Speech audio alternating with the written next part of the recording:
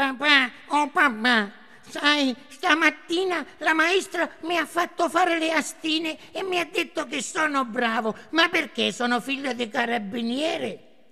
Certo figlio, perché noi carabinieri siamo attenti, siamo pronti, a noi non sfugge niente. Bravo figlio, bravo. Il giorno dopo.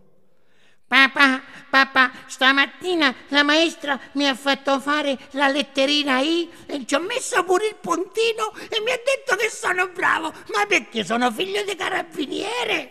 Certo figlio, perché sei figlio di carabiniere pure, perché noi siamo attenti, siamo bravi, perfetti, non ci sfugge niente. Giorno dopo. Papà, stamattina la maestra mi ha fatto fare il numero 1 e mi ha detto che sono bravo. Ma perché sono figlio di carabiniere? E certo figlio, perché sei figlio di carabinieri, però a pensare pure che ora ha 104 anni.